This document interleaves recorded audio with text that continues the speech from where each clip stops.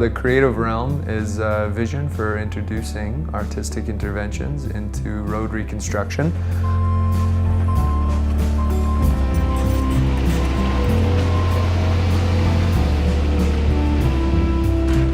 Within the chaos of repaving a road, there are opportunities to make it more playful and fun for the community that's being generally negatively impacted by construction. We're trying to create a little bit more activation in a playful and creative manner for people to just maybe view road reconstruction a little bit differently. The city's investing $44 million into improving this stretch of road.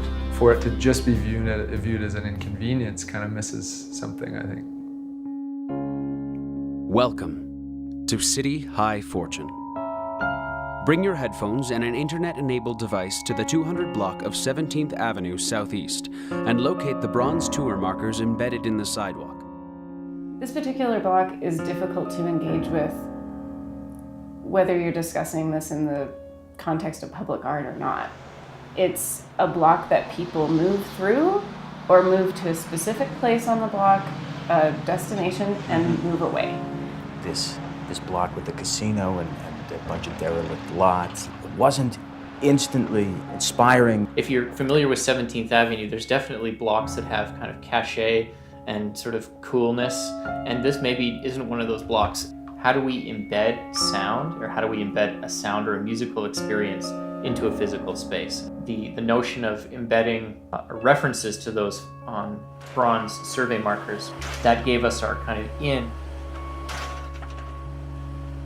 So one of our touch points was audio walking tours, like you might have at an institution or museum or something. Mm-hmm. And this idea that there's checkpoints and that you then like load up the next part of the file. I think people are somewhat familiar with that.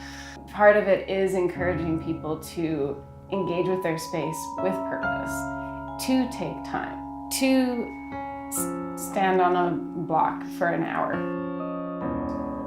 The content of the episodes themselves looked at history as the product of error, mistake, Contingency, misinterpretations, mistranslations.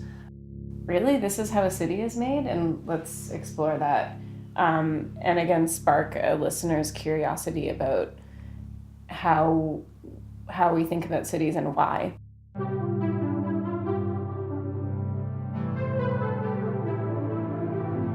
The process of developing Unlock was looking at the block that I was assigned, and I looked at the businesses at the block itself, and then I was looking at the construction and the fencing, and I was inspired by that to make something that was more interesting than their blue fencing all around. And the key became a symbol for me, of the block, a fact of using keys as showing accessibility, privilege, cars with travel, with the new buildings, with apartments, even gentrification, because this is, what's happening in that area. To bring about conversations about accessibility and conversation about memory. If you look at all the keys that you've held in your life, you can look back and see those moments in time. For me to ask people to bring down those keys, usually they spend the time looking through the keys.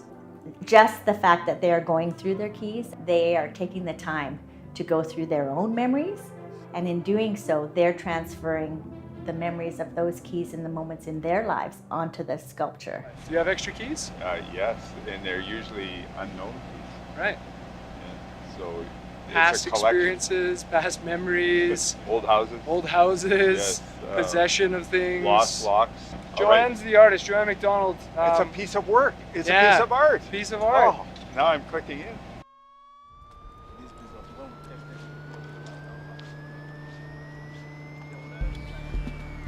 A lot of Catholic-based buildings, Catholic churches. There's a pastoral center, so stained glass. There's a business on the corner called Economy Glass. Thinking about stained glass and like different objects that would have stained glass, and then I started to think about a kaleidoscope, and so we started to talk about that. With the construction being a reason why the project was happening, it naturally did inform the piece. And it was also the idea of having a different reality tunnel within a current reality.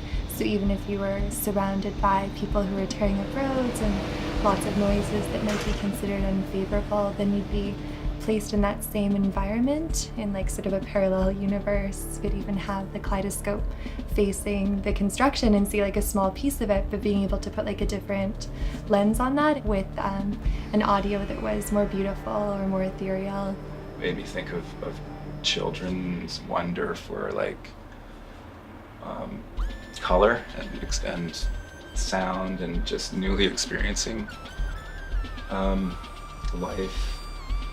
Enhance the scale of it, maybe gives it sets it on a different platform for people to understand differently, but like Rebecca said, makes it less intimidating knowing that it's an object that they feel comfortable approaching because they understand how it functions. This gives like a gateway for them to see art in a different way that maybe they wouldn't have otherwise been able to. Here with my father, who's been a long-time teacher and friend. So we're here together on a project called Connect. Public piece of furniture. They created a little pop-up workshop and had a lathe and a bandsaw. And we hooked up a stationary bicycle to the lathe so that there was an opportunity for people to come and actually power the lathe while Michael would turn. You know, there's struggles when you do this. You're coming onto a street. You aren't someplace just making a piece for the streets and then plunking it there and bolting it on. You're starting from scratch. Bringing the maker, the artist, into an urban environment or a community. Something that'll be most profound is those people that we made the connections with, the people that came up off the street and pedaled the bike, the many construction workers.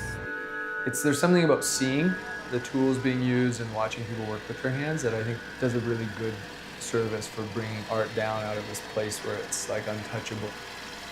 What you hear in the background, connecting with those workers, because I think the first day we came here, they're like hesitant about what the heck's going on here now.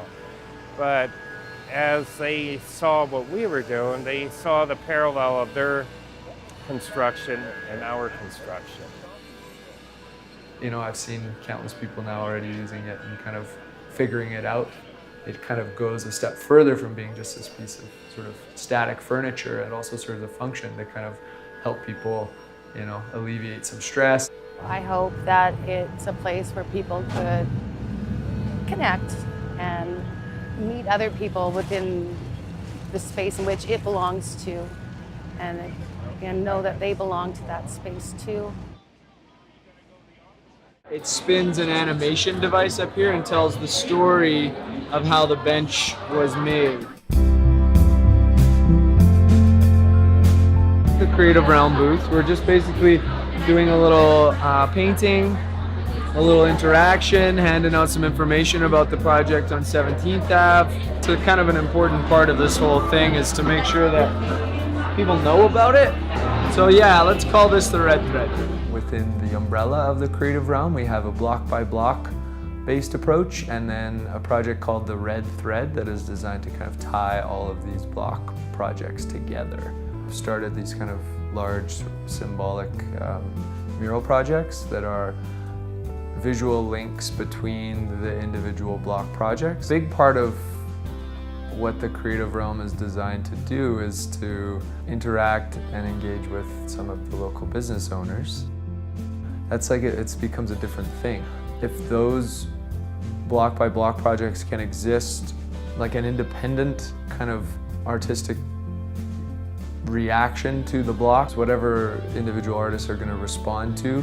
So I want to kind of use also this red thread to be a little bit more of a protection in a way. It's sort of like a bit of a force field between the business owners and the individual art projects.